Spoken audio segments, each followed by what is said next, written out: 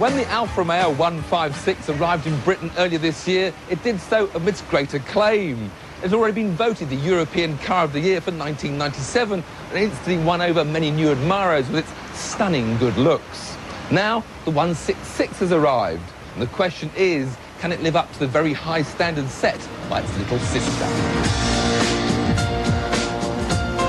Like the 156, the 166 is offered with Alfa's excellent twin-spark 155 horsepower 2-litre engine, as well as 3 varieties of their V6, with top power coming from the 226 bhp 3-litre.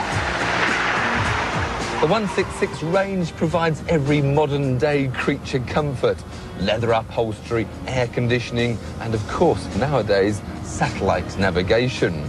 Unfortunately, this one speaks to me in Italian.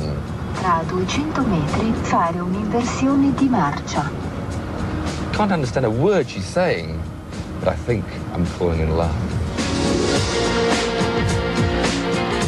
The ride quality is also top of the range. This really is a comfortable, luxurious, executive cruiser. Alfa Romeo have concentrated on eliminating all wind noise, and at 70 miles an hour, I reckon they've succeeded. You can take the 166 wherever you want, and you're assured of a quiet, comfortable and smooth ride. Like any true Italian beauty, it's easy to fall under the spell of her charms.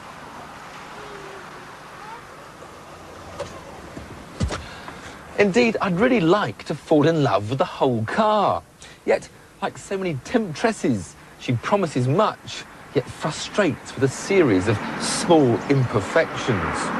The steering, for example, is fully adjustable in both height and reach, but it just doesn't come out far enough for my size of body. The instrumentation provides you with 4 beautiful dials in the centre here to look at when you're driving, with a rev counter and speedometer in the middle. Yet down here on the centre console, there's some switchgear that looks like it's come from a larder. This armrest is beautiful when you're driving along, yet totally obstructs the handbrake when you want to use it. And even in the up position, it still gets in the way. Storage space on board is also limited. There is a very nice little cubby hole at the top, but the glove box is rather on the small side, and this door bin is very awkward to get into. However, there is plenty of legroom for the passengers in the rear, and it's very comfortable as well. There's a good-sized boot, but you either need the key to open it, or you have to press a button that's in the glove box. But maybe I should forget about the Alfa's little foibles and simply fall madly in love with its gentle, flowing, curvaceous lines. Indeed, even the engine looks beautiful. This, the 2-litre twin-spark, the V6, even prettier.